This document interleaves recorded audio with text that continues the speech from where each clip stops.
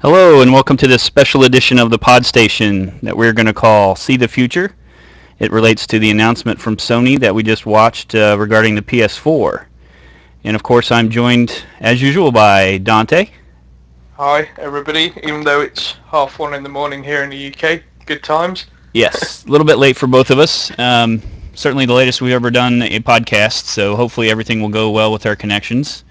Well, you missed a little bit from the beginning, but wow. What do you think?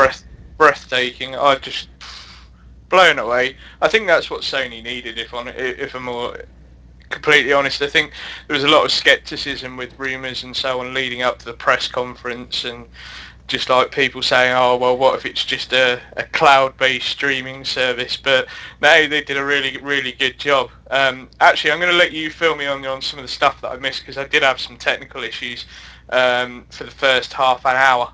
Yeah, I think I've missed all that. So we all probably ran into streaming issues. Some of the Ustream links and stuff were shutting down, and that wasn't anything related to the site. That was Ustream. They had some difficulties.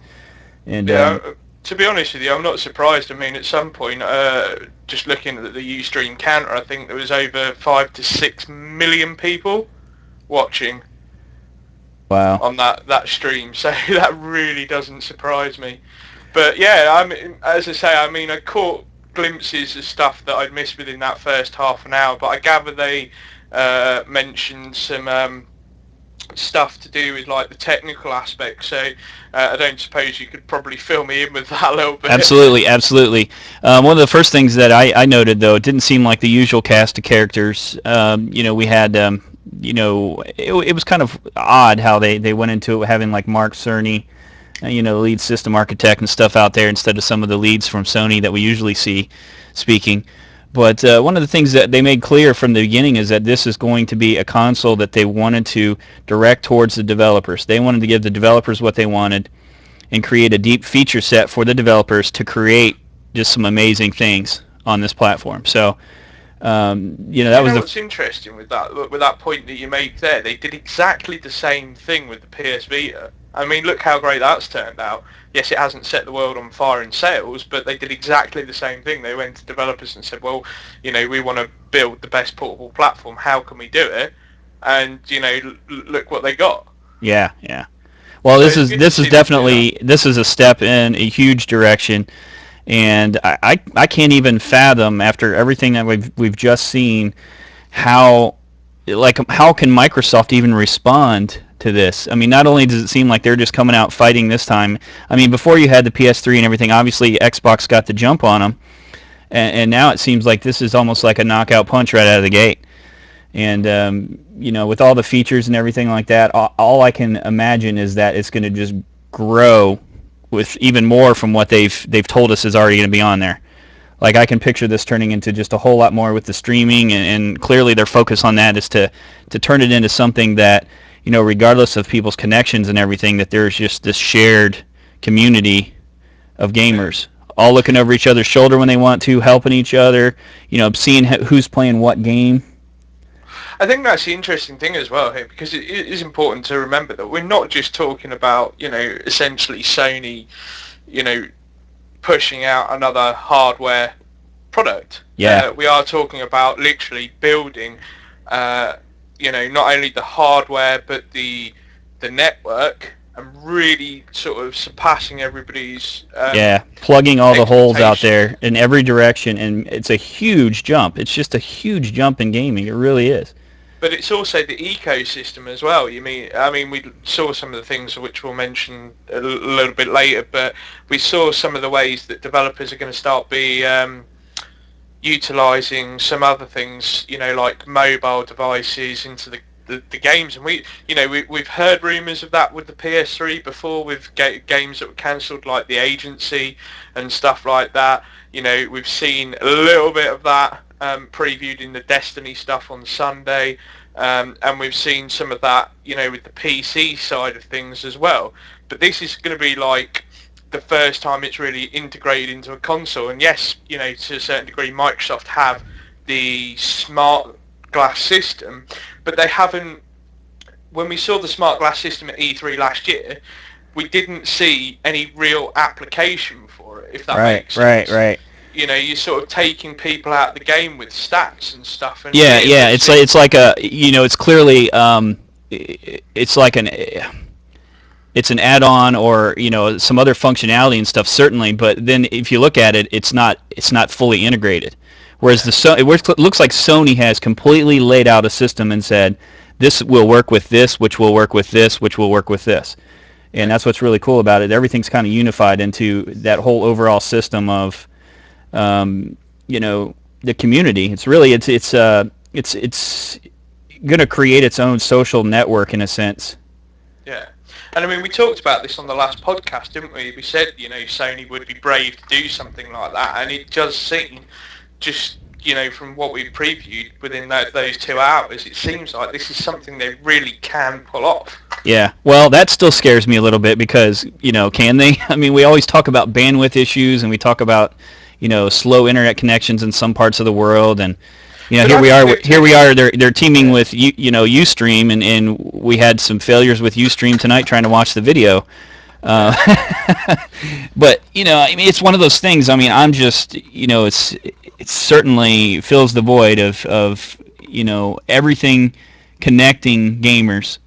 Yeah. So, wow. But I mean, you know, as I say, you know, we talked about this on Sunday. As I say, we sort of mentioned it a little bit, and we said, you know, Sony could potentially have the makings of a social network here. But it's interesting the way they've taken it. And yes, I you know, as someone with extremely poor internet service, I can see that. But then when you take into account some of the other features, like being able to upload while you're actually still playing the game, play the game while it's still downloading, it compensates for that in some respect. So even if you have a particularly slow connection, it's not going to disturb your experience.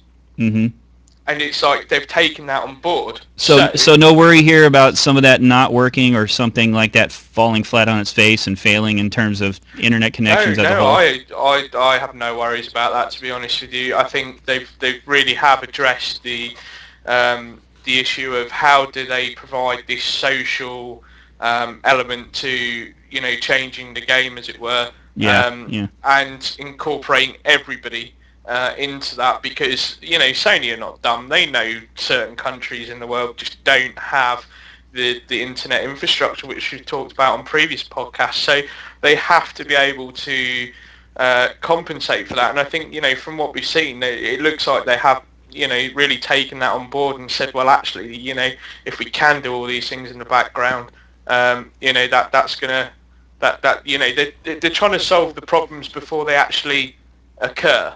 Yeah. And I think that's great for them, you know, to lay that out and say, well, look, we've decided this time round, instead of patching the problem afterwards, you know, we're actually going to make sure the problem isn't there in the first place. Well, you know, it's all in that design, and maybe we should cover some of these things real quick here. Let me list out what they mentioned. They're talking about a supercharged PC architecture. And one of the things I've noticed already around the internet is a lot of people are disappointed not getting to actually see a box of any sort. I can almost guarantee from the things they have listed that it's going to be something a little bit larger. It's not going to be anything like a Slim. I certainly don't think. You'll probably experience something more like, you know, the fat PS3. It'll be something like that. But it's got an x86 CPU, enhanced PC GPU, 8 gigabytes of unified memory, and of course local storage. That's DDR5 RAM, isn't it? DDR5, yes. It's supposed to be, you know, that's super top of the line advanced. Yeah, I forget what they were saying, like bandwidth of like 170 something gigabytes of, or something like that.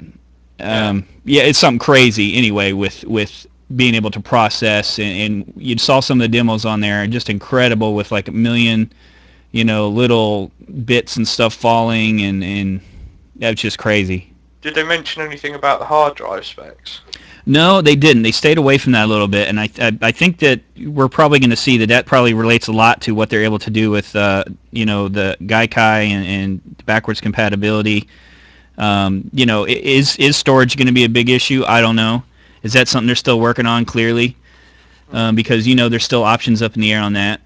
Well, it'd be interesting to see which direction they go with that, because if they haven't mentioned the hard drive but they mentioned the other specs, I wonder if that may be one of the last things that's actually put into place before the system goes into production. So what we might have here is that Sony are probably actively watching the market effectively to see what the price of memory is, as to whether they take the direction to go solid state, or stay with the laptop hard drive formula. Right, because we know there's some, we're on the edge of some breakthroughs and stuff with a lot of that with storage.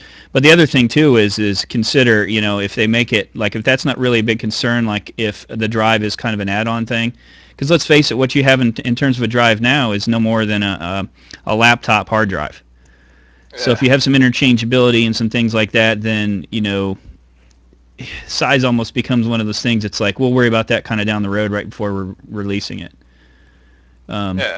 So I'm certainly not thinking they're going to get into making the hard drives themselves or anything. Yeah. Well, I mean, just looking at the live chat that we've got going here, Clark's has mentioned here that, a 1 terabyte drive is a must. To be honest with you, in an ideal world, I would like to see a 1 terabyte drive. I really would. But again, you've got to look at it from Sony's perspective in terms of, what's the cost going to be for a 1 terabyte drive, Well, I mean, if you own a game, now wait, back up now. Remember this: if you own a game and you can start downloading it and start playing it immediately, where do you start running into, like, there's only so many games you need on your hard drive that you're currently playing. Even if you want to go back and play an old game, it's not like you're waiting a day for it to download. I mean, that precludes having the larger hard drives. So, I mean, it's in terms of games, even if they're huge, I mean, most people are concentrating on a few games and stuff at a time anyway. Yeah. Much less being able to download them while playing them, or even the whole idea of streaming them without even downloading them at all. Yeah. So you have to see how that plays out. And I mean, if we're also looking at the backwards compatibility being, to combat the backwards compatibility problem, obviously, Sony did talk a little bit, and they said they'd reveal more details about that in the coming months or so, to do with, the way they would stream that over Gaikai. So you do have to also bear in mind that, essentially any games that you own, Sony are really got to be, tread that line very carefully, because if backwards compatibility is only going to be supported through Gaikai, then what happens to your current purchases? Will all your current purchases that you have on all those, the PS1 digital classics, the PS2 digital classics, and the PS3 games and PSN titles, are they all going to merge straight into the service, and so that you don't have to pay for it again? Or are you going to get clobbered with the cost of that? Because that will put a lot of people off if that's the case. I mean, the idea of being able to actually stream your classics is a great idea, and it will solve the problem with driving down the cost of having to put an emotion engine in or a cell processor into the unit. But at the same time, do we really, as consumers, want to pay for that? Yeah. I mean, I guess we'll have to see. But let's talk about that DualShock 4. We did get a look at that. Did you see that part of it? I only saw a little bit, which was the guy holding the controller, and I saw some sort of attachment as well that I believe plugs into the unit, but that was about it. Yeah, it looks very sleek. It's more ergonomic and seems to be more molded towards your hands. I noticed it seemed to have like a kind of an outward flare to it, so that your hands were more directed to the inside, which is, from all intents and purposes, a little bit more closer to their original controller, which was shaped like a boomerang, but at the same time is supposed to be more ergonomical, comfortable to a person's hand and everything like that. So definitely a sleek design. It's got a touchpad on the top now. Pretty weird little light bar, but I mean that's kind of neat. Instead of having just a little light on there now, you'll be able to more easily distinguish controllers. Perhaps that'll be like, controller 1 will be blue, controller 2 red, something along those lines. Who knows? Yeah, I mean, we saw some of the rumours in the lead up to that. That part of the issue with that, and why they may have put that in, is to do with the interaction with 3D objects within the game and stuff. So I wonder if that's why that's been put in there. But I'm curious about this touchscreen. Well, I They think it's actually more. show this working. Now, I think this is more along the lines of, you realize that light represents something not very different from the Move controller bulb light. So you have the ability to have cameras, have functionality on the controller. They mentioned stereo cameras, so you can stereoscopically kind of get a person's position in a 3D world. So picture moving that controller around and the functionality of the Move, but then also having all the controls and everything as normal. So I think they've got a lot of ideas there for bridging that gap, as well as having the Move controllers to having those controllers actually have some of that functionality as well. So that's probably the reason for the nice big bubble light on on the back of the controller. Yeah. But I think it'll be interesting to see how, because I mean, we've said this time and again, we know Sony are big fans of AR technology, the alternate reality thing of being able to, take an object and essentially present it as a different object on the screen within a 3D environment. And I can see in some respect that could be quite interesting. Certainly for racing games, for example, if you take into account in your hand you'll be holding a DualShock 4, but on the screen it will look like you're actually holding a steering wheel. Yeah. And so then you would use the 6-axis, and you're more inclined to use the 6-axis as well. I think some people with the PS3 DualShock 3 pads are kind of thought, well, the motion controls on it are more of a gimmick, and people are just happy to use the sticks. But in this case, there's real application for it. Yeah. Do you see what I mean? It's like you'll still be holding the pad and you'll still be using it, but there'll be more immersion because it will give that appearance on the screen of a steering wheel, or whatever other type of games that may be in the works at Sony World Studios and so on. So I don't know. I think the move bar in there is the light bar is pretty cool. But as I say, I really want to know more about this touchscreen on the front and whether or not they showed it off, because I did miss that, and I'm kind of intrigued as to what sort of things can be displayed on that touchscreen. Yeah, I mean, is that is that going to be some kind of will it be almost like a signature pad type thing where you can press on it and do something, or is it going to be is it going to have the option for having some kind of display where the buttons are displayed on the screen, and it gives you the option for having more buttons there? I don't know. I mean, it's kind of odd. I tell you what, it's really open-ended. I think what would be pretty cool with that is if it gives you some sort of simplified menu system on there, like media, PSN games, home, that kind of, those type of buttons, but then being able to customize the background. So for example, well, I almost think about it like how you have like a tablet or a phone, you have a touch screen, you have the same kind of things there. Even if it's not displaying the information directly on it, like picture if you were to able to grab onto things in the media bars or in the store or something and like fling it left to right or move it around, place it on the page with that pad. Oh yeah, absolutely. And then if, say for example, you didn't want that icon back on, you would just press your finger down on the app and then fling it back, and it would go back onto the menu system on the PS4. I think holy crap, would that be awesome. And as I say, as you mentioned there, like with an iPad and stuff, and touchscreen phones these days, I think you can also customize the background to the menus as well. And I think that is an interesting idea as well, because they're talking about all this social creativity and stuff, and the pad being the center of that, and having the ability to sort of take your pad and then take it around a mate's, pair it up, and it's your own customizable pad, not just because of the color of it, but you're actually able to customize the menus and maybe that follows your dual stick 4 around, is what you're saying. So you go to your friend's house, and your version of the store is going to have your version of what you want to see up there, and based on your control pad remembering all that.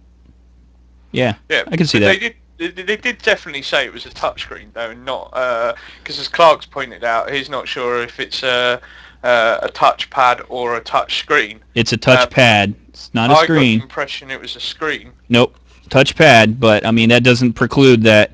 Like I said, you don't have to always look right at a pad to see the details on there. Picture it if you're looking at the screen and you touch and it shows on the screen where you're touching, then obviously you know where to move your finger and everything like that without actually seeing the stuff on the pad. So that's not so much of a big deal. People are used to looking at their phone and touching right on a button and everything like that. But I tell you, if you were, you use a controller naturally in that sense every time you play a game. You know what I mean? You don't have to look down and see. How would you? But if it's a touchpad and it's got no indication, because like I don't know if you know. If it showed it on the screen. If it showed the screen on your screen of where on you're touching on the touchpad and what that does on that touchpad. Yeah, but what I'm saying to you is then I don't know, maybe if that was the case, if it is just like a touchpad, just like the Vita, I'm not sure if that's actually going to add any functionality to it, because I don't know, I just, when you're sort of looking at that, then maybe most people would probably just use the sticks anyway. Yeah, but you're talking about a screen where you can touch and double tap and grab something and throw it, kind of fling it. You can't really do that with. But if you can't see what you're flinging on the touchpad, i.e., if you're looking down with your finger on the touchpad, yeah, how are you going to know what you're flinging up unless you look up again and then have to look down? Do you see what I'm saying? You're sort of looking down to do something, then looking up, then looking down, then looking up. Well, if it shows you where you're touching on the screen is what I'm saying. It's nothing different than you sign your name for a credit card purchase. And you have a little screen that you're signing on with a pen, for example. That's what I'm saying. Is you have some functionality there without actually looking at. You don't have to look at your device and see what's going on the screen. You know what I mean? It's. I don't know. I could see it working very easily. I don't know. I just, as a Vita owner, I can see the functionality because of where it's located on the Vita. In the background thing, and it just feels natural with the way that you hold it. But I don't know, mate.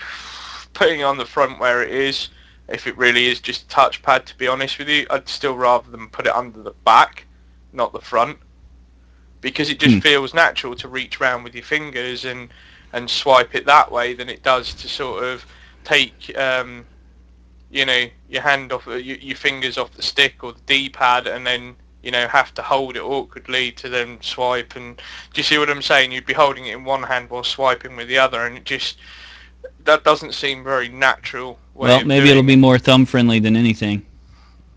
Guess we'll have to find out. But I could see. Interesting to see if that changes, though. Yeah.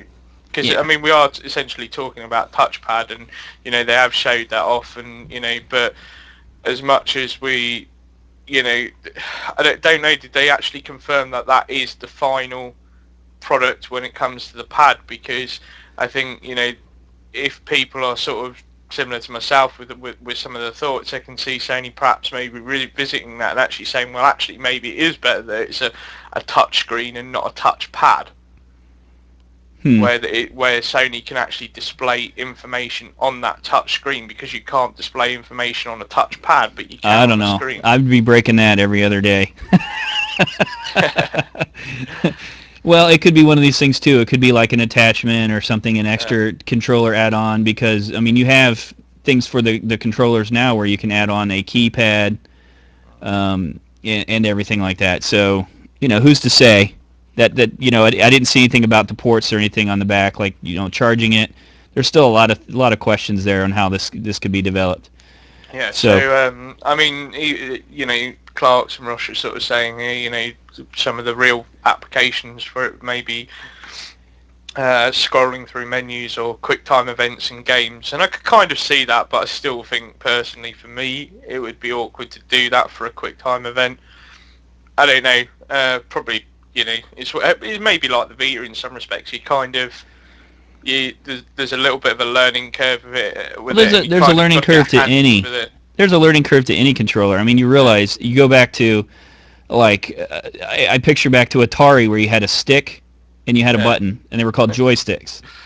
And if you would have brought out a PS3 controller at that point and said, here you go, look at all the control you're gonna have, you'd have been like, what? Are you crazy? Yeah. I know what you mean. Yeah. So I mean, it's one of those things too. Until the application of this stuff comes out of how they intend to use that, I guess we're not really going to know how usable that is or how friendly it's going to feel, or because I can tell you, I mean, even just to change it all from the PS3 controller, it's going to feel different no matter what. Yeah. So I mean, while we're still on controllers, we should probably address the other two things there. One of them I did see, the other I didn't, which is obviously the camera attachment. they talked about a stereo camera, and of course. Did they say much about it? Or well, they mentioned it briefly about, or... that's where I say it applies back again to the color bar. And obviously, we know that the move functionality works with a camera pointed towards you. So I can only assume that they have ideas for a stereo camera on the controller. So instead of having a camera pointed towards you, you could actually have a camera on the DualShock 4 kind of pointing the other way. Do you know what would be interesting? Sorry, I forgot. We should have probably mentioned this. The speaker and the headphone jack on the DualShock 4. What's interesting about that, and with the camera attachment as well, is that one of Microsoft's biggest selling points with Kinect is obviously you can move about on camera and have voice control. I wonder if some developers may be utilising that for PS4 as well. I don't know. It's kind of an afterthought. I've only just really literally thought that. I wonder if the battery's going to last more than 10 minutes. Yeah, I mean, that's the other thing we'd have to consider as well. The amount of technology that's put into the DualShock 4 from the looks of it, battery life, I imagine, is not going to be great. But having said that, I mean, DualShock, we all said that when the DualShock 3 came out, didn't we? With the rumble features and stuff. I don't know. I mean, everybody was like, oh, but the battery's going to thing, and why did you leave it out in the first place? But to be honest with you, I imagine we'll get quite pleasantly surprised with that. I'm probably looking at about at least 10 hours worth of play before you have to charge it. Especially with Sony's technology and batteries and things. So, but I am intrigued by some. I'm glad they've continued to support the Move as well, because I think there's this this common misconception that PlayStation Move is a failure, and that really grinds. To quote Family Guy, that really grinds my gears, because the PlayStation Move isn't a failure. It just doesn't have the quality of games that that Sony said it would have. The device has sold over 15 million units, and if it's being supported by PS4, it's probably going to sell more. Yeah. Well, how can anything that sold 15 million be considered a failure? You just need to have the games that support it, and make people want to gravitate towards that kind of functionality, and it's like. I look at the Wii sold based on just the whole idea of that, and I don't know. I mean, that's a different sort of game. You know what I'm saying? You feel it, It's a different sort of game. It's not like we're all picking up the guns to play shooters that have the Move controller and everything like that because they work so fantastic. It's more you have to develop the games and the things that people want to see with that to get it to the mainstream.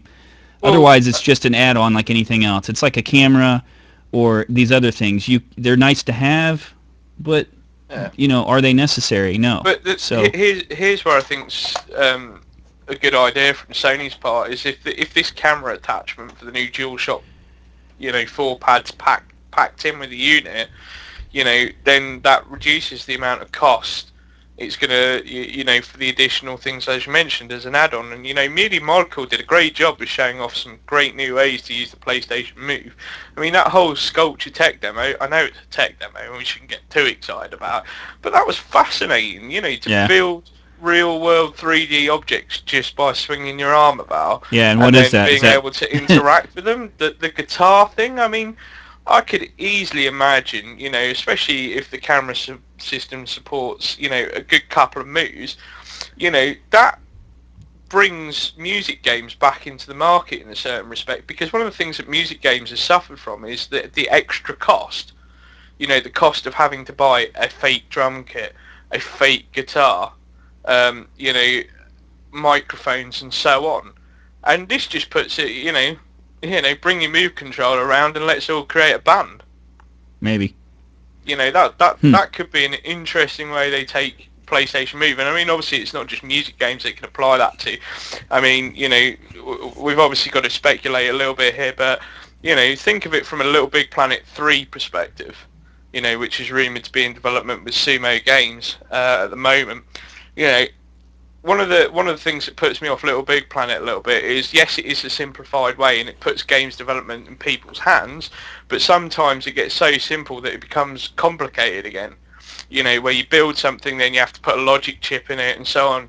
You know, how easy would it be if you could just pick up the Move controller and paint your own level and hey presto, it's done in like 2 minutes without the need for all that technical crap that's gone from being, you know, complicated to simple to complicated again. It's like now it will just be a case of pick up your Move controller and paint a level and it's hey presto, it's rendered in 3D real time, off you go.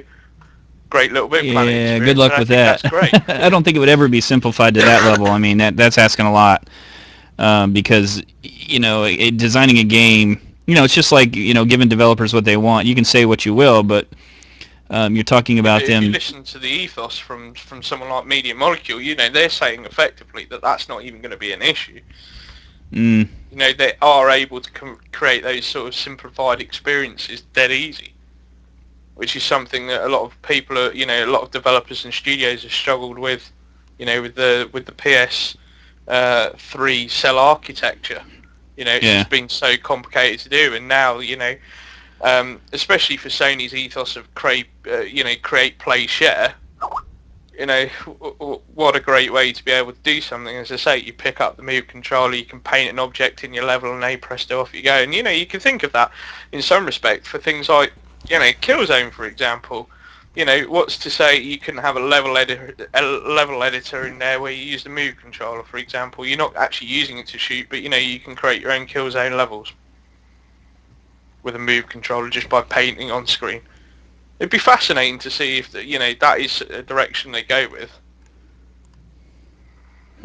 Definitely with the Move controller. I do think there's life in the Move, and I'm glad to see that, you know, Sony are still backing it. And I think, you know, those that deem it a failure really need to look at the sales figures and go, actually, is it really a failure? 15 million sold, more selling, probably going to be more with the new console launch.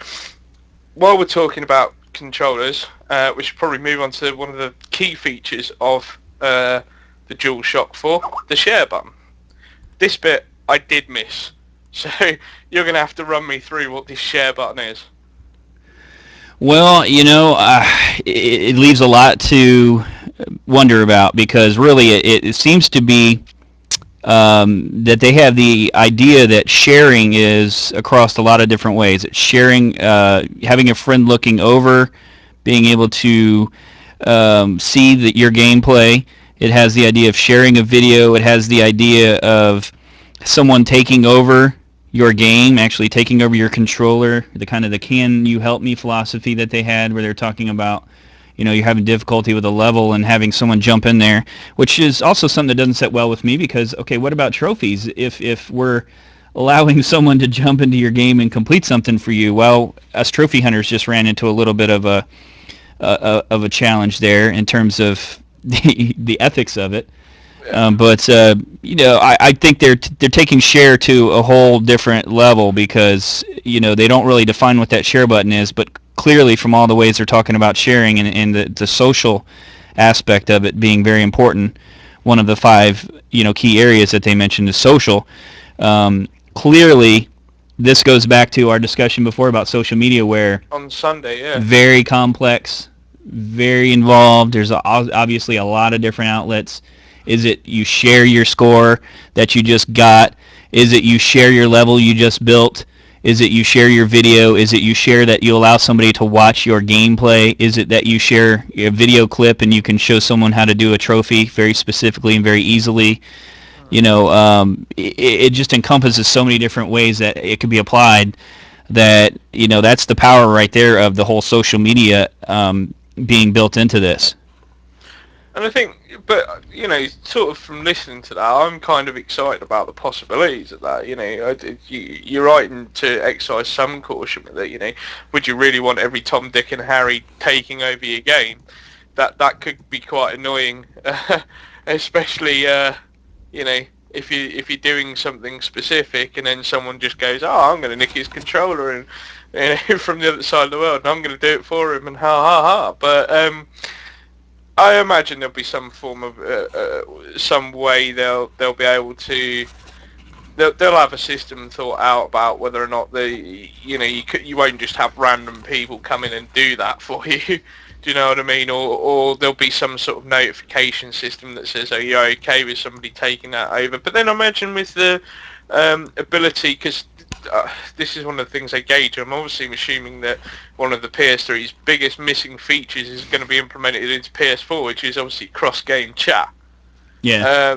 So if you're able to talk to people, and you could probably say, if you're struggling with something, here, let me help you out, or I can tell you over the mic, or the mic that's built into the DualShock pad.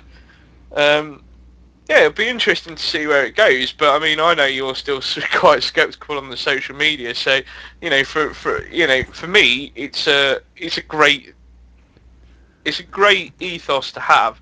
I do think this generation of PS3 and Xbox and Wii, they really have missed the trick with the social media side of it for numerous different reasons. People do want to share their videos, people do want to share their scores, they do want to share what they're buying and recommend it to other people that are not necessarily on PlayStation Network.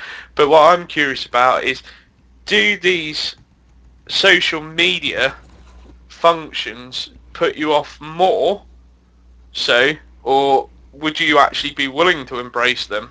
Well, I'm liking the idea, but I've got a new fear, and that it all involves again complicating the trophy hunt, complicating the gameplay.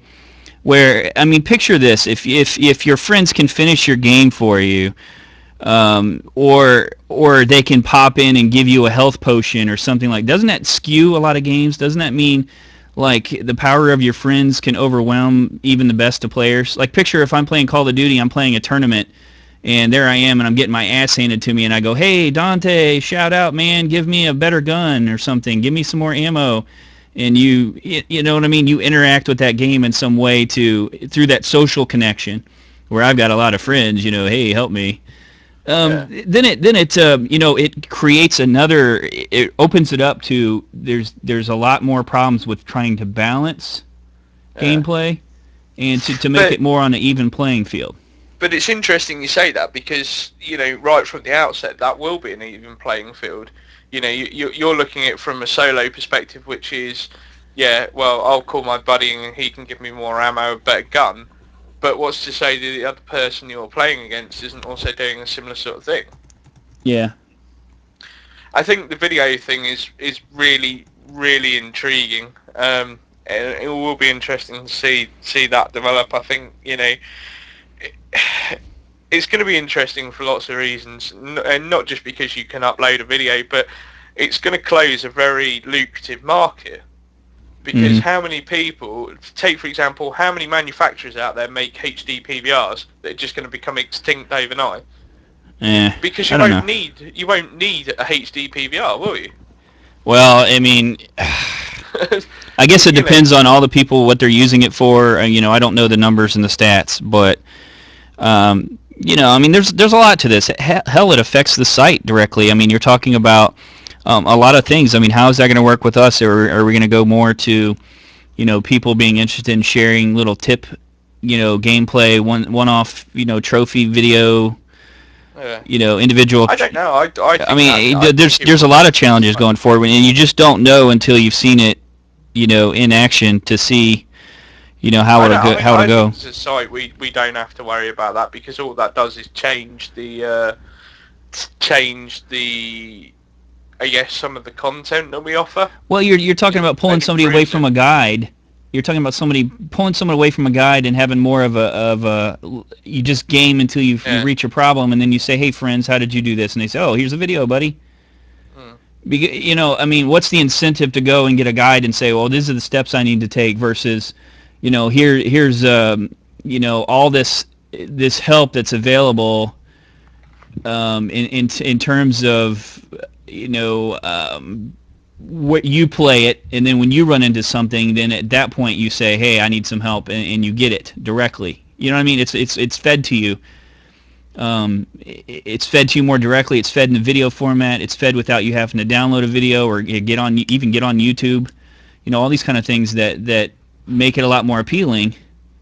For you to focus more on gaming, which is what they're trying to do. They want you to focus more on gaming and friends instead of spending time loading up stuff and doing that. So, Yeah, but I mean, in that those sense, it takes videos away will from upload in the those videos will upload in the background. So you know, essentially, it's not going to take you too far away, but from it. But Right. I mean, we talked about this again on the Sunday. You know, the impact that it can have on certain brands and certain franchises. You know, it could help to raise a lot of revenue for a lot of games that don't necessarily get the coverage they deserve. And you know, having this added little featuring that's implemented into all games and not just some. Mm-hmm. You know, it is going to be interesting. I mean, how take for example, if let's say Journey didn't win all the awards that it did, you know, it would be relying solely on the Sony marketing machine, which we all know isn't the best at the greatest of times. You know, but then having said that, I mean, if 500,000 people buy it and 500,000 videos are instantly gone up to YouTube, that generates more hype, more interest in that product, and so another 500,000 people might go out and buy it because they can see a video of it running. I mean, that's one of the biggest qualms I think some people have with the PlayStation Store today at this moment, is that people would probably play a lot more games or buy a lot more PSN purchases if they had the option to try a demo out. Yeah, similar to yeah. the way that I would agree XBLA with had the demo, but I'm saying that at the other end of it, you know, what you just mentioned. Now let me take that 500,000 videos of how to beat Journey, or how to beat a certain trophy in Journey. You think about the effect of that. First off, not only is that an overflow again, that's you're flooded with the possibilities there, but secondly, it takes away from sites like ours. And then, you know, thirdly, I would argue you got to look at the bigger picture. If there's 500,000 videos of Journey that are hitting YouTube, then if you're searching and doing anything trying to find something that doesn't have the 500,000 videos, maybe it's only got 500 videos, in terms of popularity, in terms of where it gets forced to the surface, then you run into that whole age-old thing again where those things that are getting the exposure, the Activisions of the world that sell all the copies, run over top of the ones that, you know, make a pretty good first-person shooter but don't get that exposure. And you'll get the same kind of effect when you get things like that with you know, this kind of environment. So I don't know. It's a healthy balance. It has to be something that works for the gamer, and it has to work in the gamer's benefit without becoming so overwhelmingly complex. I'll tell you what will be interesting, though. And this is an interesting question that was raised on the Ask Dante thread within the forums a few days ago by Garcia Fever, who said, you know, wouldn't it be great if I could record trophy videos on my Vita? And at the moment, the Vita doesn't have the ability to do that. Mm-hmm. But if you're streaming PS4 games, PS3 games, PS2 games, and PS1 games to the Vita, you know, the PS3 is doing all the recording, which is great because it means then you can play your Vita stuff, and you know, the PS3 is doing the grunt work, and that'll be an interesting dynamic to see how that works as well. Mm-hmm. I do understand what you're saying about the concerns, you know, that in some respect it could obsolete some of the stuff that we do around the side, but I don't know, you know, I think in some respects we as a site would probably have to cross that bridge when we come to it, because, you know, in some respect we would then have to, you know, dynamically change as the way that the ecosystem dynamically changes, and we'd have to think, well, you know, how can we make this work for us? And in some respect that's what Sony's asking for developers, you know, how can we make this product work for you? So, you know, don't want to speculate on the site stuff, but, you know, that'll be an interesting question in about 6 or 7 months time to do with that. But, you know, one of the interesting things was that, you know, Warbear's just sent me over a screenshot that was taken during the press conference that suggested that we will very much see trophies. which is interesting, because we had this discussion before, didn't we? On one of the other podcast shows where you were like, "Nah, they're not going to implement trophies," and obviously I No, I didn't. I didn't want to. No. I didn't say they weren't going to implement trophies. I said that there's always a possibility of that. Yeah. You gotta, again, I look at it. I take things to the next level. I like to look at where they're going and try to guess, because even like take this for example. During this press conference, you're able to play PS3, PS4 games, all this other stuff, and then maybe you can connect to your Vita and do the same kind of things, and you're actually playing on your PS4, and they talk about linking all these other things. So, okay, you do the next step in your head. They connect it to your tablet, where you're able to take your game on the move on your tablet and play your PS4 through your tablet. In essence, the long-term effect of that is you're effectively saying that we could see a future where the PS4 is actually non-existent, that you're playing on the PlayStation system, and no matter what device you're on, whether you're on your television, you're on your tablet, you're on your PS Vita, you're on your computer, that you're feeding the PlayStation content through it without having a PS4 actually there. Now think about that in your head, what I'm saying there. You're talking about eliminating the PS4 from the picture completely, and it's just the system. Whether it's playing somewhere and you're streaming it like Gaikai does, and playing the game, and you actually don't have any real anything except maybe a TV or your laptop's monitor or whatever, or your Vita screen actually working that for you. I guess my point is that technology, every time they make a step in a direction, you have to look at the consequences and the ripple effect that that'll have in the future, and what that means for other venues, media, and it's the same thing with social networking, just like you were talking about. Okay, now it's real easy to make videos on all the game consoles and everything like that, and Xbox does something similar.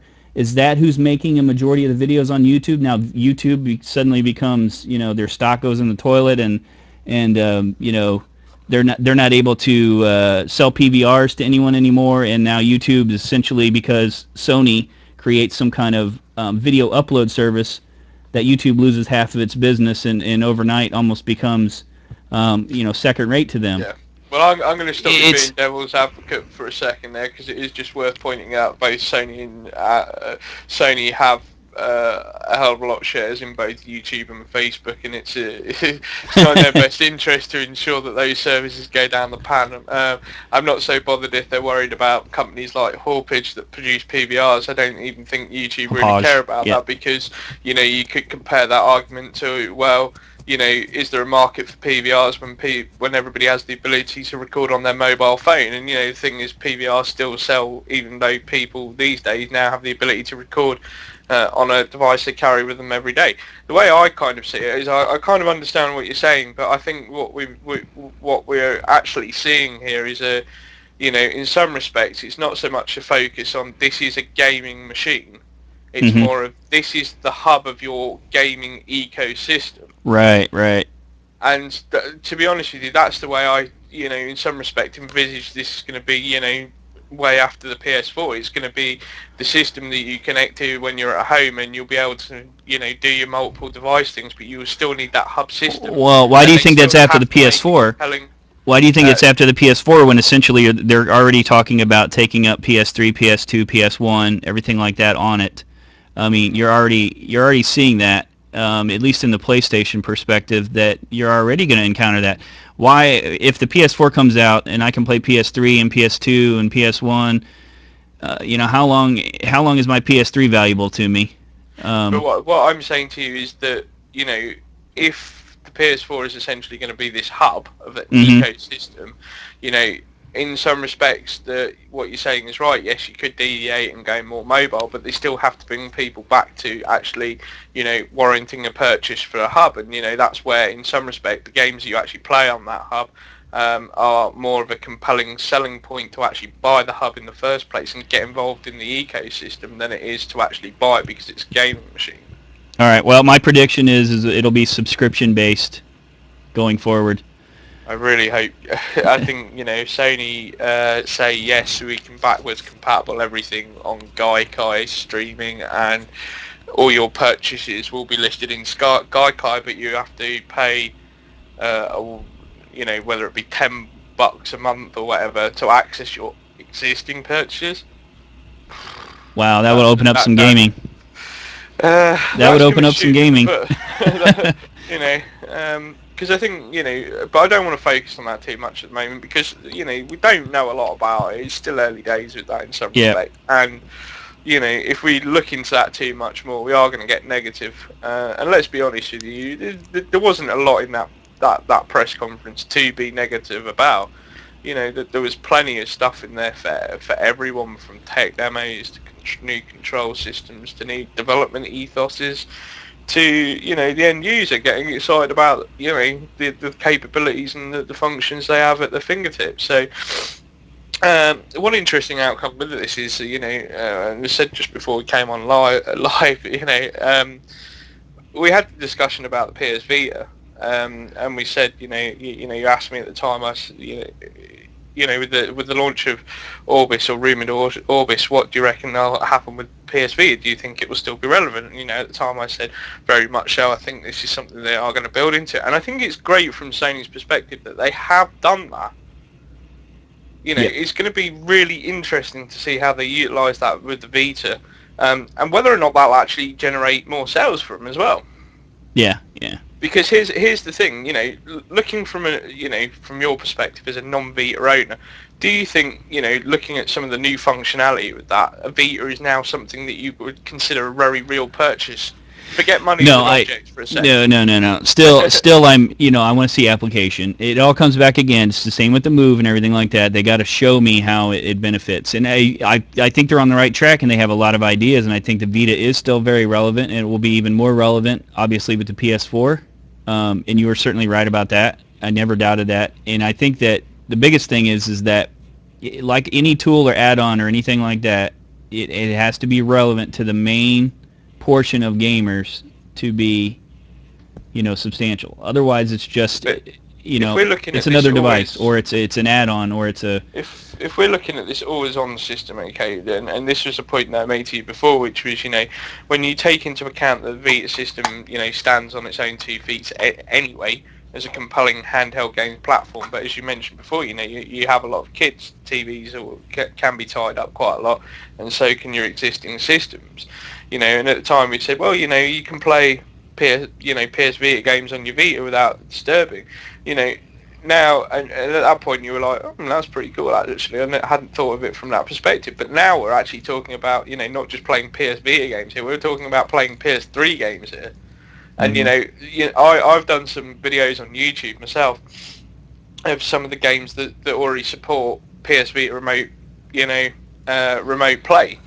Such as Ico, Shadow of Colossus, God of War, etc. And some people have said this would be a really cool feature if this, they did this with every game, and this is something that they're really looking at doing. Well, if they do that, that would be a very, very big step. That would certainly. They have also. You're talking. You realize you're talking to someone that has 2 televisions and 2 PS3s in his family room.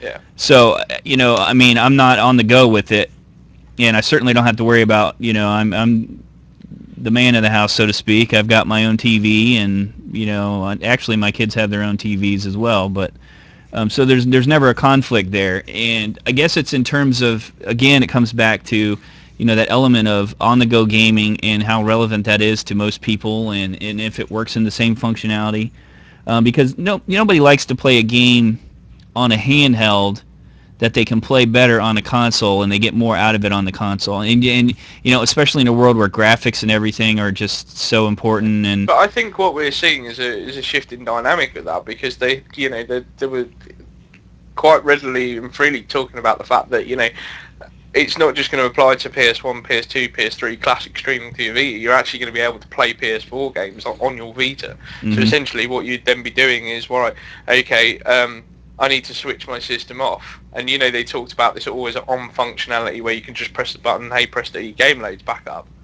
And certainly like out that. all the load times. which is an interesting feature. But then you've got to then take that, apply that to the Vita perspective, which is, you've got to go out to the shop or whatever, and you're going to walk down the road, or you need to catch a bus. As one of the guys was mentioning in the chat, if you're essentially waiting for a school bus, public transport, or a train or something like that, people bemoan the fact that I've got to turn my PS3 off, go somewhere. Do you know what I mean? And now you're eliminating that. You're sort of talking about, well, my I can turn my PS4 off, take that on my Vita, then when I come back, I press the button, my game instantly loads up. Oh, and it's where I've just left off on my Vita. Mm-hmm. And I think that's a fascinating and brilliant application of that kind of feature set. And, if that doesn't sell Vitas, I really don't know what else can. Yeah. Yeah. Because the interesting thing is they're talking about doing this on the current technology they have. So, I mean, some people are probably, when they started talking about that sort of thing, functionality, I think some people were probably thinking, oh, here we go, they're going to end up having to release a more powerful Vita in 6 months' time, the Vita Slim or the Vita Go or something like that. And, I could kind of sympathise with people that sort of had those thoughts. I'd be like, yeah, that'd be pretty bad if they said, well, actually, you can do all these cool things, but you'll need to buy this new version of the PS Vita to allow that. But the fact they've actually implemented the existing one and being able to give that functionality, and again, as I say, implementing PS4 crossplay is just mind-blowing. And it'd be interesting to see how that actually plays on a Vita as well from a graphics standpoint. Yeah, that's the big thing for me. How's it going to play out there? Is the quality going to go down? There's slightly, but I mean, I'm sure there's some technical wizardry or design tricks they have a way around that, where they're able to still provide the high glossy image, just on a smaller scale. Well, I mean, it's all going to relate to the end result, and I'll buy a Vita when I can play my PS4 games as normal. There's no way, shape, or form I'd pass that up. Just as well then, because I believe. But I mean, there's still some fuzzy in there, because I mean, downloading in the background. I mean, let's say I want to use my Vita and download from the store and send it to my PS4, and is that possible? And it wasn't exactly clear how that will work. Downloading while playing, if there's, is it a streaming type thing, and your PS4 is going to come on and come alive when you're, I mean, all that stuff's still kind of up in the air of how that's actually going to work. But I think, from a portable owner's perspective, I think, one thing that, PSP owners, which I have been, and certainly a PS Vita owner, is we've always moaned whenever we've heard the word remote play. Yep. Do you know what I mean? It's like a dirty word amongst handheld gamers. We all hear remote play and we just all groan and think... Yeah, because it doesn't mean what you want it to mean. Yeah, and what's fascinating about that is that they've actually implemented that into, when we talk about the PS4 features as a home console, they've built that, they've really built that into the architecture, and the fact that and again comes back to the whole ecosystem talk. It's a fascinating prospect to have that actually pushed to the front of it, because, as a day one PSP owner, it was briefly forgotten about as a Sony mobile phone holder that had, I'm trying to remember, I think it was the Xperia X10 Mini that had it, and the Xperia Play. They both had remote features, but were rarely utilised. Mm-hmm. And the same with the Vita in its short lifespan. It's been rarely utilised. So to actually see them build that into the ecosystem, architecture, the whole software and hardware and infrastructure, it's fascinating to actually see them put that. I don't think anybody groaned during that press conference when they heard remote play. Do you know what I mean? I think everybody was like, finally, do you know what I mean? Well, We're finally going to see something happen with this that should be happening. I'm gonna make you groan. You ready? I'm gonna do the same thing. It's the same with backwards compatibility. I'm gonna make you groan. Okay. What about trophies? So does that mean if I play remotely with the Vita and I'm connected to my PS4, I'm playing the trophies on the PS4? Or I'm getting a set on the PS Vita? Is there now going to be two sets for that? How is that going to work with backwards games that are sent through Gaikai? Am I going to be able to stream them and still get trophies? If they're a PS3 title that had trophies, will PlayStation 1 and 2 get their own trophy sets? How will that work?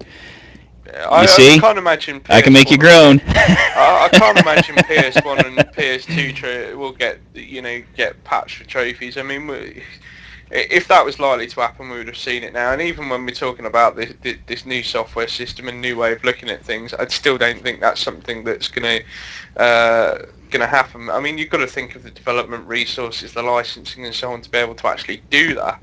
Yeah. Well, It's a it all nightmare for comes around to Steam. how's it going to work? How is But it going to work? you've got to look at it in the same perspective as Steam does sometimes. There's a handful of titles on Steam that people just groan at because it's like, they're not bothered about Steam achievements, and in some respects, as fantastic a service as Steam is, it's also part of their ultimate downfall as well. I mean, people genuinely hate Steam achievements because they patch them into all the old stuff, and people are just like, with you patching that's this a into our disaster. old Steam stuff. achievements are a disaster. Plain and simple. Exactly, but which is why I don't think you will see this come to PS1 and PS2 classics. But given the systems that are in place for PS3 and PS Vita, it wouldn't bother me if there's 3 separate trophy lists, because at the end of the day, very much like the PS3 does now, is it still combines them all together. If you have a PS Vita, you can see both your PS3 trophies and your PS Vita trophies. If you put the PS3 in online mode, I can tell you as somebody that would have to tap into Sony's API and download 3 different lists. I can tell you it bothers me. Yeah, but what and then you got regions, and then so. I think what you'll find as well with PS4, because they're obviously going to continue to make exclusive IPs for PS3 and support the PS Vita as well with their own exclusive games. So they obviously still need to produce trophy lists for them. But I think if you've got a PS4 title that can be played, say, let's play devil's advocate here. If we have a title like Destiny, for example, I imagine that the trophy list will be applicable to all 3 systems, because you've got the ability to play and pick up on each system where you left off. So, the combined play time will do that. And I mean, I imagine Sony's probably thought ahead in that respect with the back system side of the network. So, I can't imagine a PS4 title having multiple trophy lists for each and every device that you're able to interact with. Mm-hmm. But I don't know. I don't think the system will change that much, to be honest with you. I really don't. With the PS4, you're probably gonna, as I say, you're probably gonna have a 3rd list. But at the end of the day, it's all cumulative. And as much as we like seeing an entire complete trophy list of games in some respects, in some respects, it's all about the total as well and the percentage of your completion. That's what you look at. You look at the end figures and not the. Well, I mean, if you can play a game on all 3 of them and get 3 different platinums, that'll be disappointing to me. I think they need to stay away from that. They need to make it so if they want all the systems to be on the same level, on the same par, whether you get the trophy on the Vita or on the PlayStation 4, it should count only on one list. And I would hope that they would try to go to that. But I guess it's another one of those things. We'll see. Yeah, but as I say, I genuinely can't see them doing too much different with the trophy system. I really don't. I would, looking at trophies and thinking about the whole social network thing, though, I would like to see, trophies have more relevance in some respect. Because I'm not saying that trophies aren't relevant now, but what I'm saying to you is, for example, if you've got, a platinum on a game, how thinking of the new ecosystem and the new design ethos and so on, the approach that Sony's taking, say you platinum a trilogy of games and there's a sequel coming out, you get 5% off or 10% off discount off buying the digital version of the game if you have the platinum for the previous one. I'd like to see them implement those kinds of features associated with trophies, but in order for them to do that, and this is a very real worry that, hopefully Sony will lock this out in some respect, is obviously if you've got someone hacking trophies, then essentially they'd be hacking and stealing money, because if they've hacked a trophy and then got a 10% discount on a new game, I don't know that they'll ever give you. I can't see them ever doing that.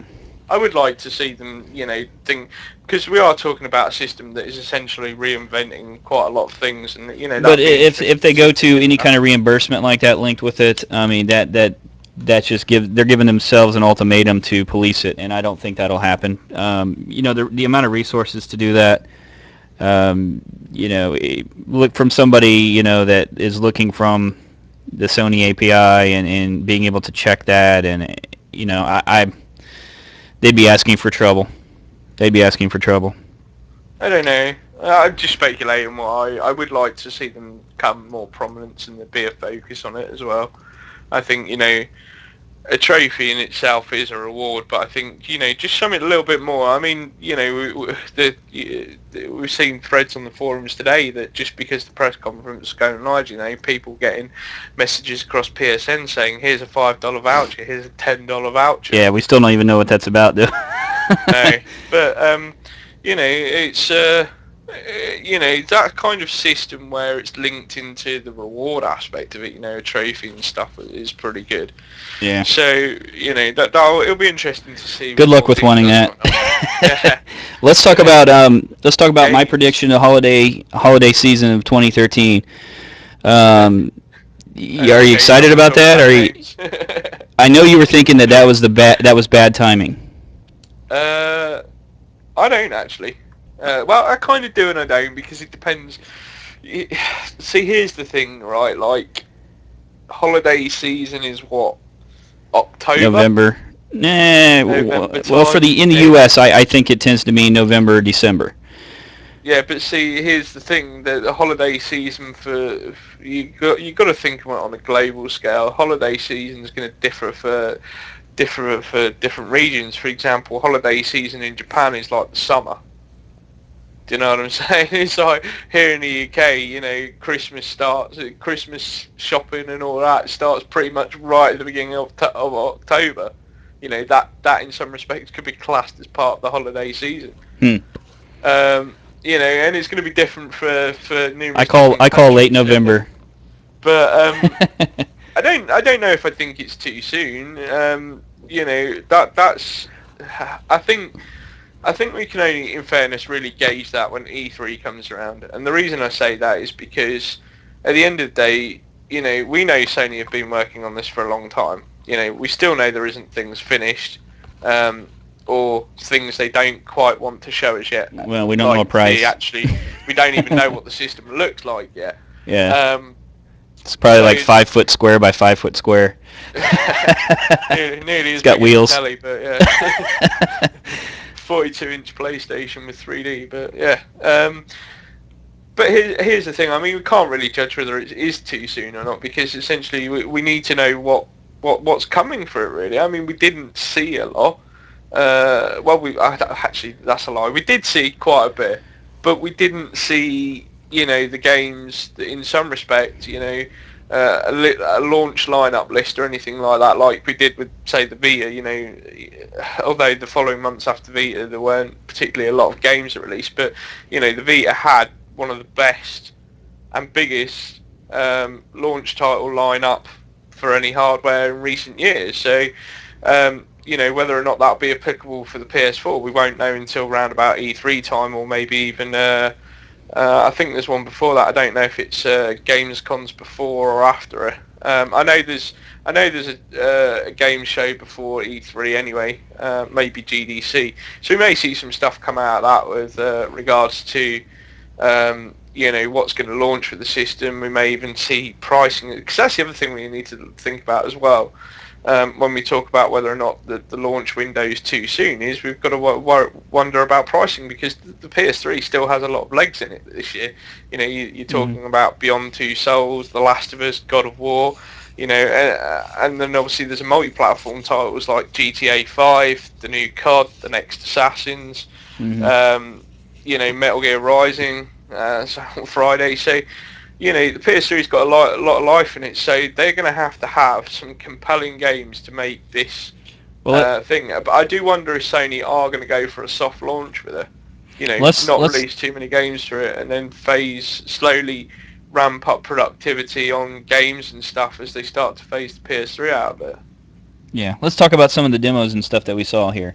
Games. Let's talk about games.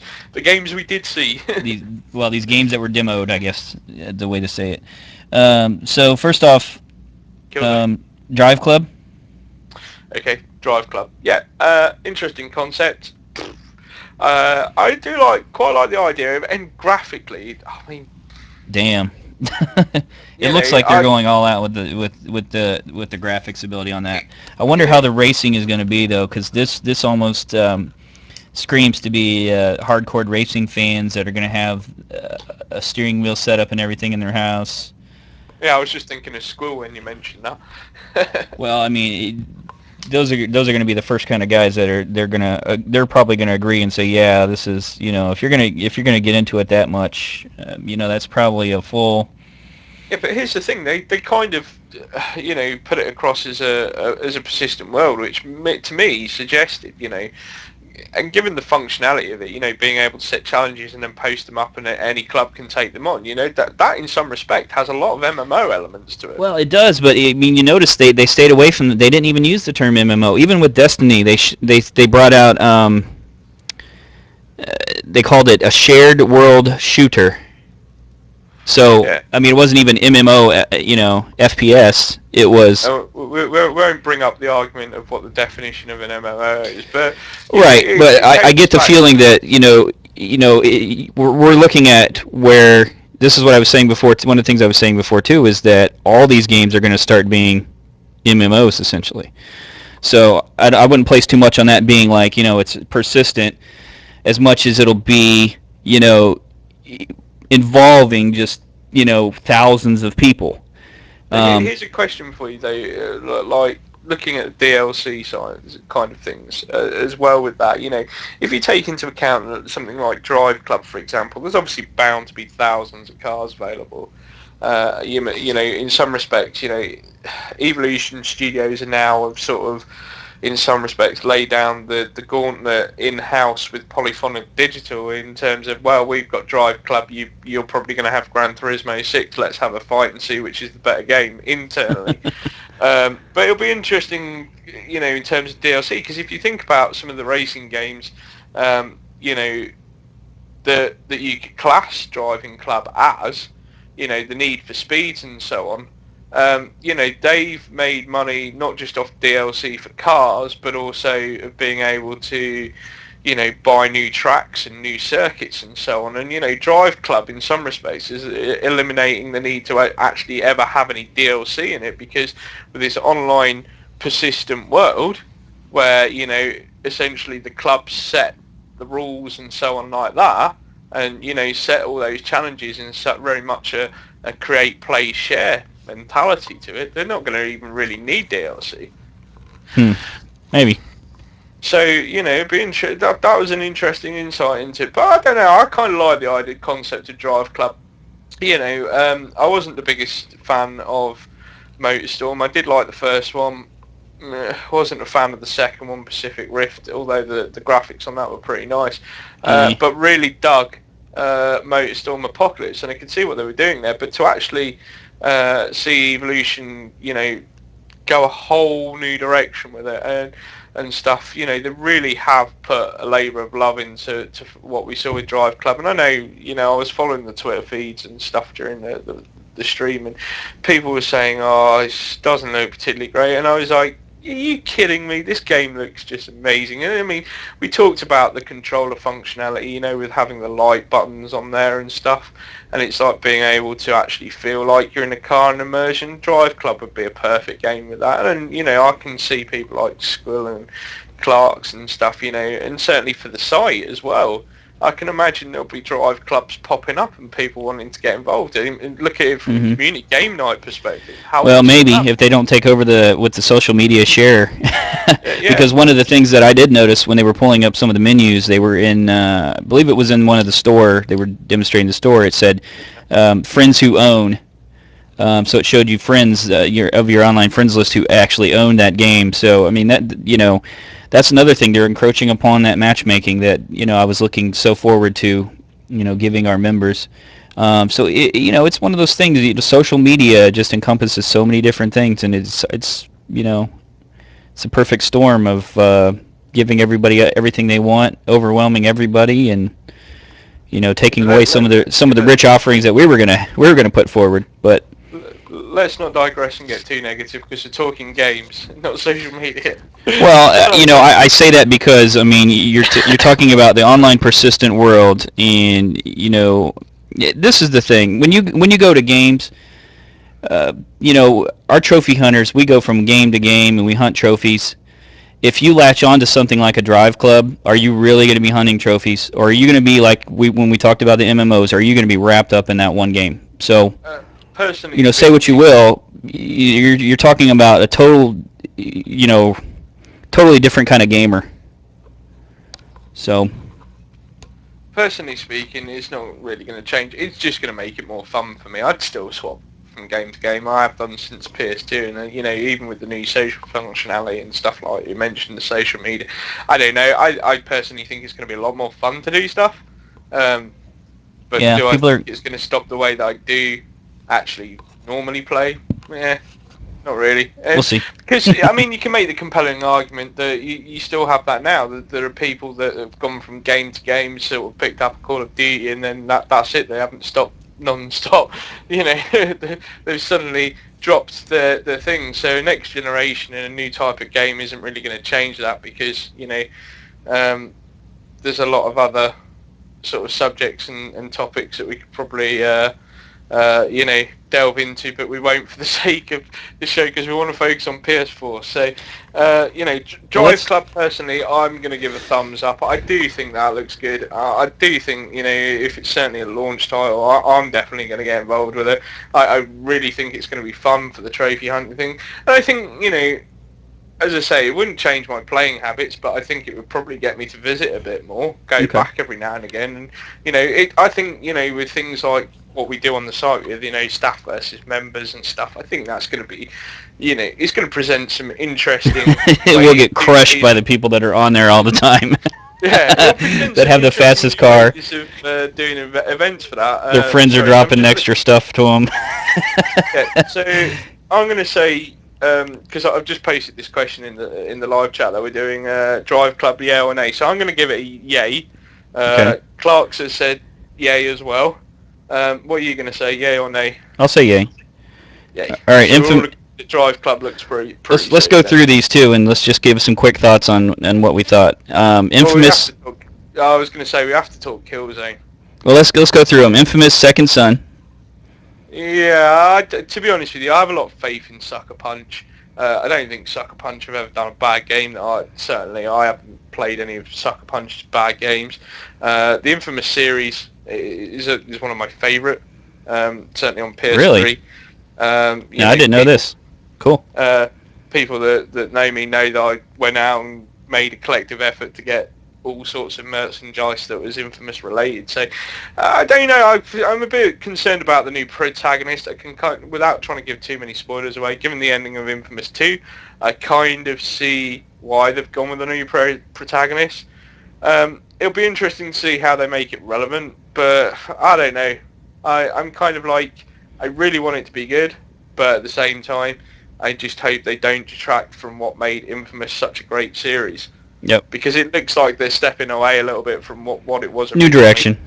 And I'm not sure if that's necessarily a positive thing. So let me just put this in live chat a second.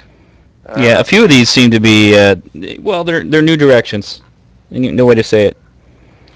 So I'm going to be positive with this one. I'm going to go Infamous. What was it called? Infamous Second Son, I think.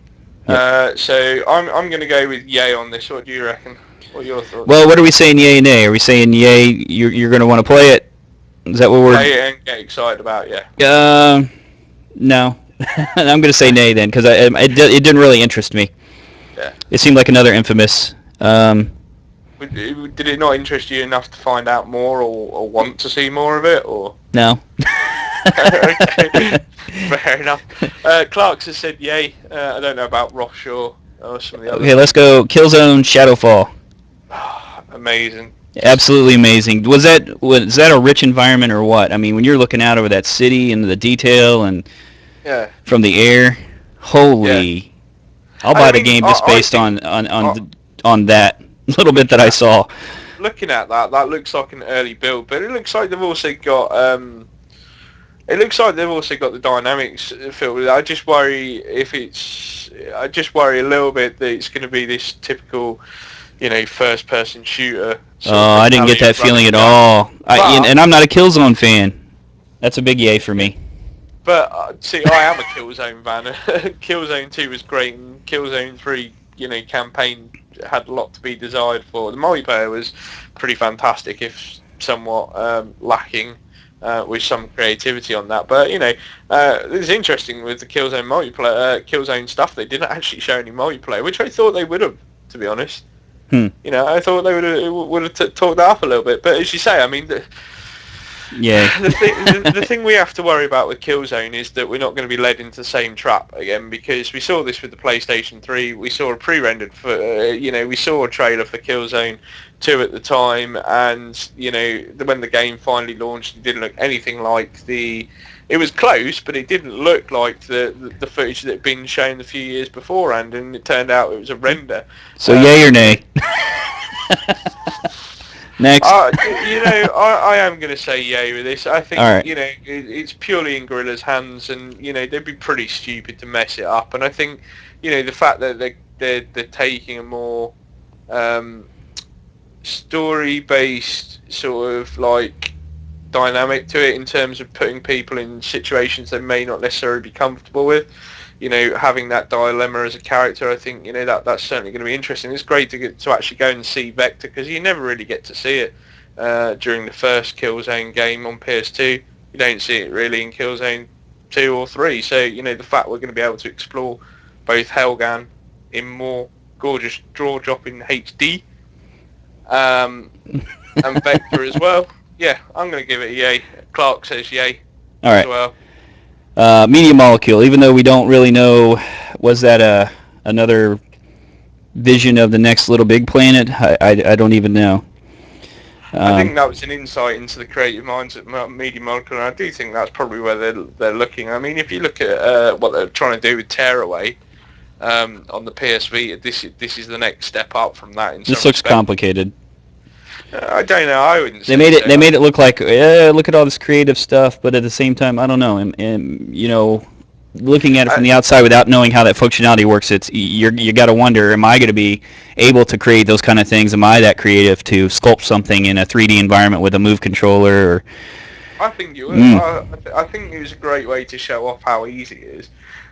Yeah. I think the thing is, it's easy to be skeptical because you didn't actually see any real application in terms of games to it. I think, and then the finished product was all a solid color too, which didn't show, just like you were saying before, where you got, it's not just building it and you got to color it and put it into action, and so there's a lot of tools missing as well. Yeah, but I think if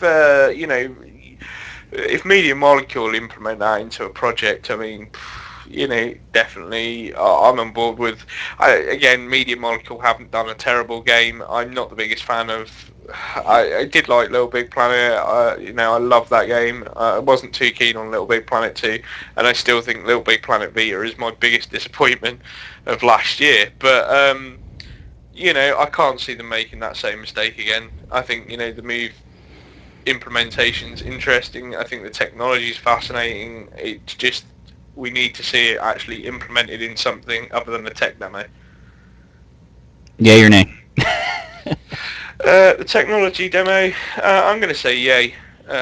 Be interesting to see where they go with that.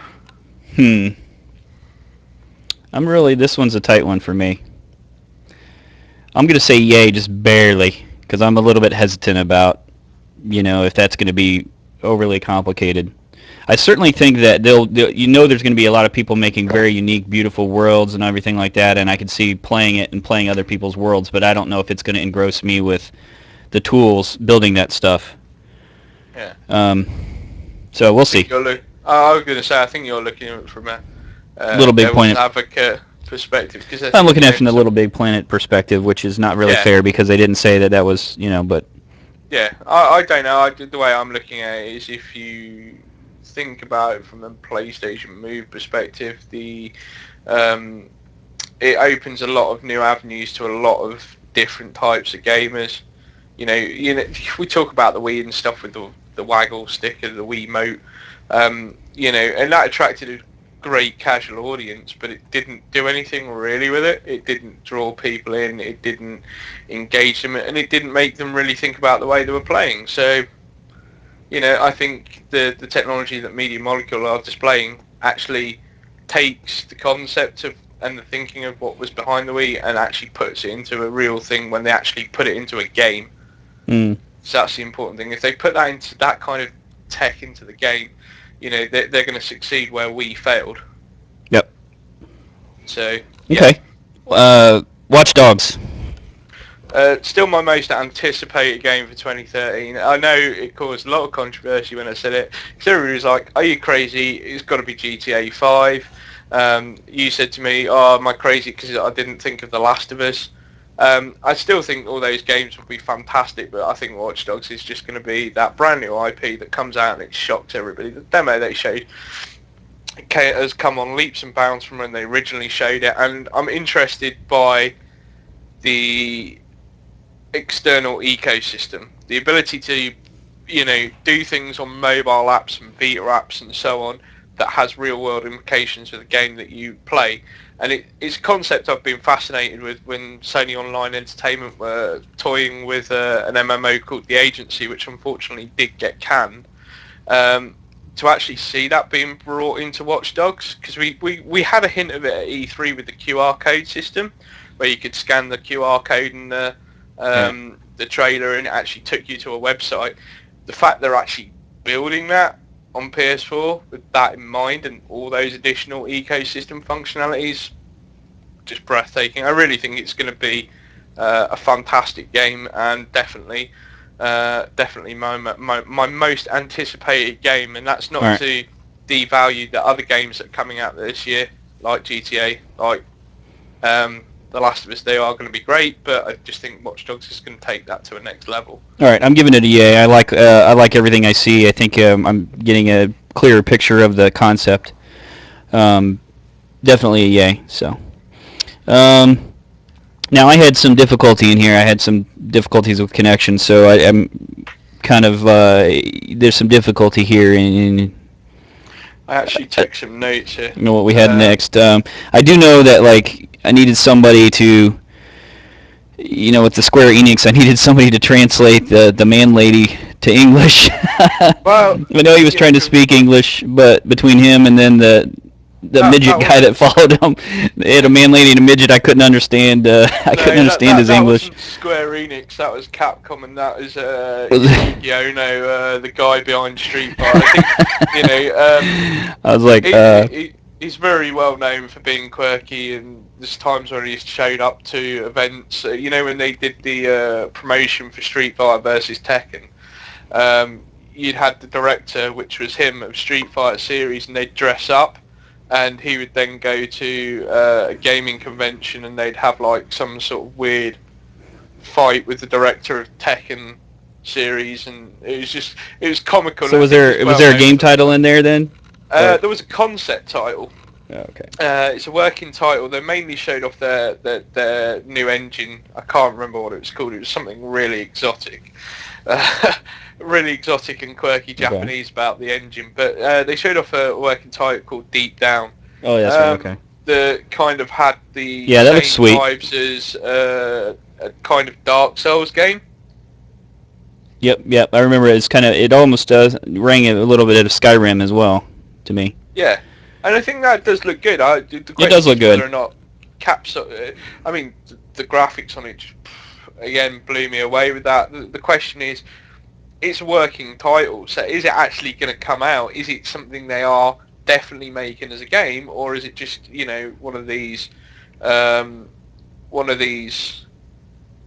games that just end up turning into vaporware, and they end up just applying the tricks they've learnt from doing a tech demo onto their usual franchises like Street Fighter and Resident Evil and stuff. And there was a Final Fantasy stuff in there too. I think I missed a little bit.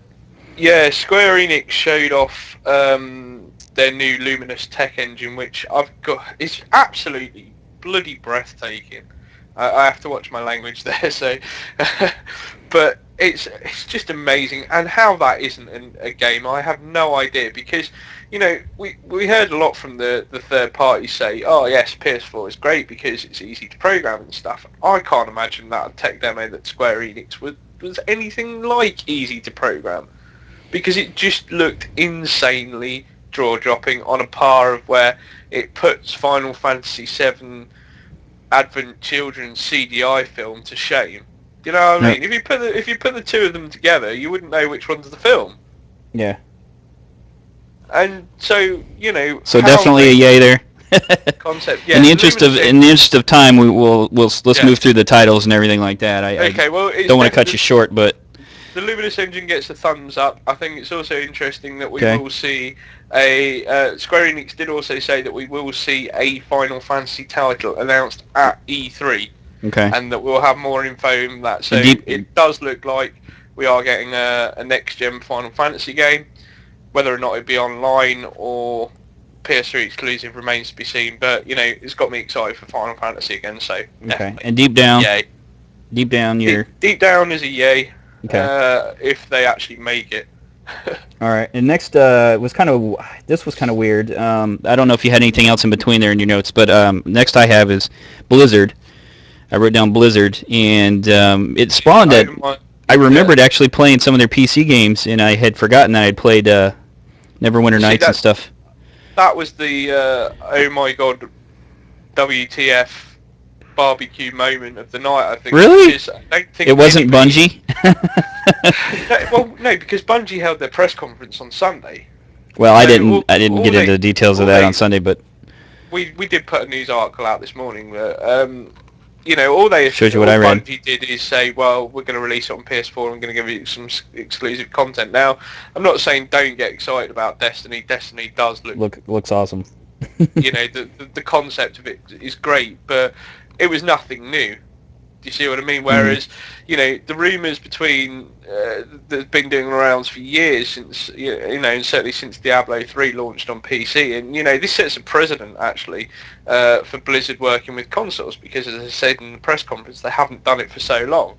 Yeah. And we're talking about a PC title that's done huge numbers, and I think if we also have to look at this from another perspective. If Diablo 3 comes to PS4 as it's intending to do, and it's a superior version, not only is it going to attract the PC audience to actually buy a PS4, but then we also have to look at the other Blizzard games that could come across. So StarCraft 2, which is essentially a national sport in South Korea, and then also the possibility of, the monster, the elephant in the room, which is Warcraft, World of Warcraft. Will it come?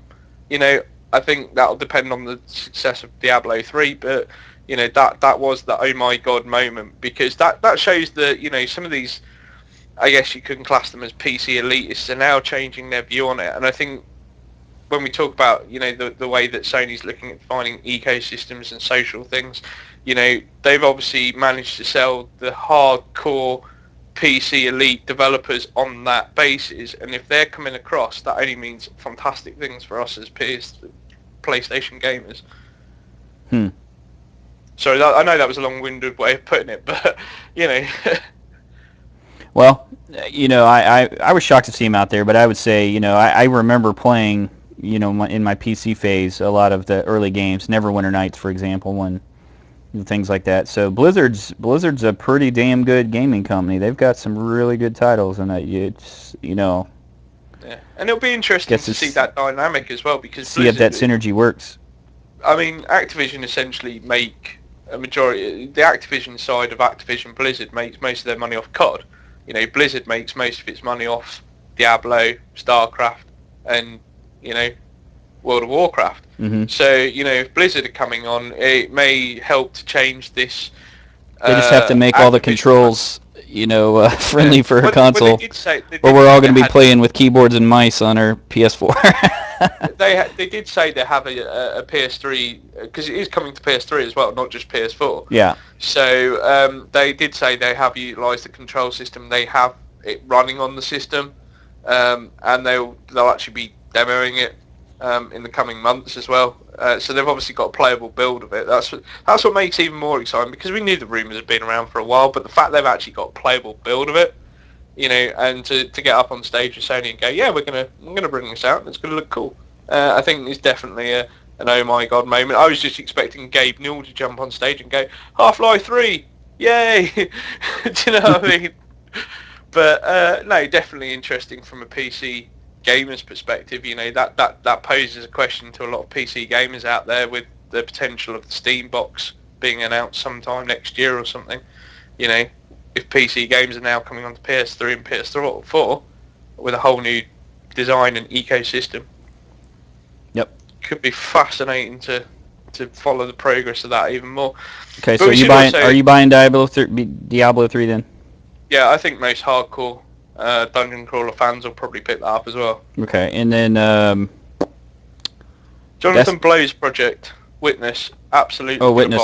Okay, yeah, I didn't have that. Braid was a fantastic indie title. It did wonders on XBLA to the point where they then released it on PS3. It's a fascinating game. If you want to know more about Braid, you should certainly watch Indie Game the movie. You can stream it on Netflix. We've mentioned it a couple of times over numerous shows, and it gives you some idea of Jonathan Blow's design mentality. But yeah, Witness looks fascinating prospect as well. It's kind of got that. I give it a yay. Do you remember the old games Myst? Yep. Yep. And played Riven. them. Yeah, it's got that kind of mentality to it. So yeah, definitely. I played the hell out of Myst. Back in the day on PC, that was one of the. It just came out as like a just really advanced graphical game, and it was really fun. But yeah, I think go around solving puzzles and whatnot.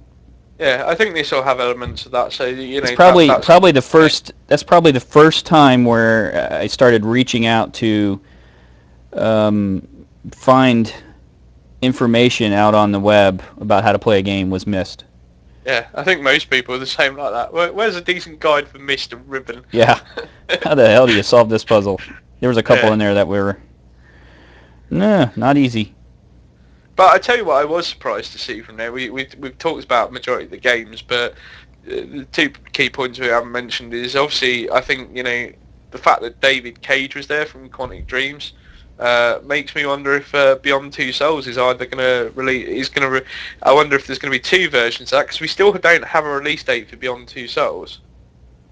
We're expecting it this year, so I wonder if that's actually going to release on both systems, or it's going to be a PS3 title. And we reported on this in the news a little while ago that David Cage actually hinted that we're already working on another game after Beyond Two Souls. So the fact they were showing off their next gen technology makes me wonder if Quantic Dreams actually has a PS4 title in the works. Mm-hmm. That'll be interesting to see. But I think thumbs up there. Well, anything that Quantic Dreams does is got to get a thumbs up. I think the way they address video games in general, and I certainly recommend googling David Cage talks on the web and just go and listen to the guy, because he has some amazing insight into video games and how they should be. So, but the other interesting thing that we should mention is the huge range of third-party support. It really looks like they're down on the system, if you know what I mean. We've mentioned Capcom, Square Enix, but we've also got to take into account Konami and all these other small developers as well. So that'll be amazing to see some of the third-party support with that. Yeah. I'm just trying to think if there's anything else we've missed out. Well, Destiny, did you say yay or nay? Destiny is a yay. I think Bungie just, made the mistake by signing off the IP to Microsoft. I think, if they hadn't said, yes, well, you can have our IP, we may have got Halo on PS3, but, Yeah. No loss, but I think if we don't get Destiny on PS3 and PS4, that will be a huge loss, because they're really going to push the boat out with that. So Destiny, definitely a yay. Okay. Well, holiday 2013, whenever that date is. Don't know price. Lots of awesome features. I can give you a rough estimate of price if you want, because I've pre-ordered mine already. You did? Yeah, I pre-ordered it before we came on air. I'm going to go stand in line for like 5 days. Do you know what? I'm actually thinking of cancelling that pre-order and actually going to a midnight launch because I'm super excited about this system. But Go to from the the pre-order that I midnight did launch earlier 5 days before it comes out. Pay twice as much as what it actually should cost. Yeah. Yeah. But the price I was quoting for my pre-order was 400 quid, and to be honest with you, that doesn't surprise me. I think that's probably about right, which I think for you is about $500. Ouch. Which, if we remember rightly, when we had the PS4 rumour discussion PodStation, and we talked about the price, you said about $450 to $500 was about the maximum you'd pay. So Sony have actually crept in quite nicely with that. And it's certainly about what I predicted. I thought it would be around about £400 mark if the rumoured features at the time were there. So I think £400 fair. I think, you know, given the fact that I'm so invested in Sony's systems already, and that, you know, I'm going to say £400 is a fair price for holiday 2013, but I'm going to reserve the right to change my mind on that depending on the more information we hear about services such as PS Plus and this Gaikai streaming service. Until I hear more about that, I'm not going to stick my neck out and say definitely worth getting. Okay. But yeah, about 400 quid. I think holiday 2013's probably about right for it. We shall see. Anything else that we forget to cover? Hopefully you gleaned a lot of information out of it about the PS4 and what to expect. Clearly social media is going to be a big element. The share button, actually a button marked share, will be on your controller, the DualShock 4. So, wow, lots to take in. Even some of this stuff I feel like I also need to like peruse it in my head for a couple of days. I've just thought we've done a yay and nay on everything, but we haven't actually said yay or nay on the system. We're liking it or we're not liking it? Yeah, I'm liking it. I'm liking it. I'm liking it too. You know, you can't help but like it. Now, if it comes out and it's like $1,500 or something, yeah. But I mean, in all honesty, we all know that all these features are cool. We always like, you know, as gamers, we want more and more and more. And I can't picture what else that you would want in a console that they don't seem to have covered. I really don't. Yeah. I mean, I don't know what else you'd want it to do. Maybe make video phone calls or something more clearly or something like that. I don't know. Yeah, well, just not anything. That's probably going to be in there anyway. Well, yeah, but I think if I was, put it this way, if I was a developer or an executive and publisher, and somebody just like came to me and then, you know, not in a 2-hour podcast or a 2-hour press conference, just gave me a spec sheet, I might even just a spec sheet would drop my, you know, draw to the floor, and my brain would just be fried. And I think, I don't even know how you can make this any better, because there's nothing you've missed out. So yeah, I mean, this is more powerful than, like, you know, any computer I have in my house. Yeah, definitely. You know, I mean, I mean, just wow. What do you say? So on that note, what we should probably then do is say we love this system. You know, Sony didn't bring out all the big guns. It's understandable. We liked what we saw. The system's going to be great. Maybe a little bit too soon. We'll make that judgment round E3. But really, the moral of the story is essentially, ball's in your court now, Microsoft. What are you going to do to trump that? Because I can't see nothing. Forget about coming out with another console. That's not a fanboyism argument. I just want to make that very clear. Their back's against the wall, man. They are looking at it legitimately. Their back is against the wall here. I don't know how they can answer. That could be a good thing. It could be a bad thing. Well, you know, I hate to say it, but it would be a bad thing if Sony was to push everyone else out of the console market and they were the only choice. That would be a bad thing, I think. But you know, I mean, they have a lot of technology to answer for and catch up on, and I don't know if Microsoft can do that. Maybe they're just going to have to start licensing stuff and, you know, paying royalties for using certain things that, you know, are technologies from other places, but... Right. Yeah. hey Sony, can we use Gaikai too? Can we use your Blu-ray player? You know.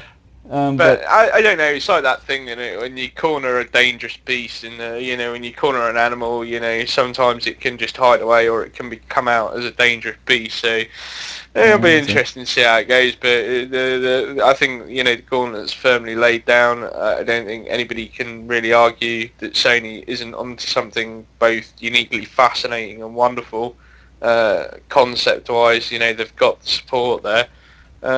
I just, as I say, from a non-fanboy's perspective, and I don't want to flame bait anybody, I just really cannot see what more they can do to trump that. But, I challenge Microsoft. Say good luck, Microsoft. It's the only way to say it. Good luck. Maybe you can do it. I'd like to see them keep a console around. I really do. I don't want to see Sony. Whenever you have just one company controlling like console or something. I think we're all pretty much agreed that Nintendo's going down the pan anyway. Yeah. So we still need competition. Always. Alrighty. So let's stir up the comments. Everyone, please feel free to post and let us know what you think about the podcast. And we're gonna call this one, what do we say? See the future. And hopefully you enjoyed it, and we passed some good information on to you. And for those that joined us in the live chat, thanks for sticking with us. We know it's late. We know it's late for everybody. So, yeah. But it was worth it. And again, we will be back on Sunday for our normal podcast. Amen to that. Alrighty. With that, I'll say good night, or good. What would that be? Good morning? What would that be? I don't know. Good morning for you, Ray. Yeah. Have a good day. Have a good evening, depending on where you're at. And we shall see you on Sunday. Thank you for joining the PodStation from Trophies on PSN.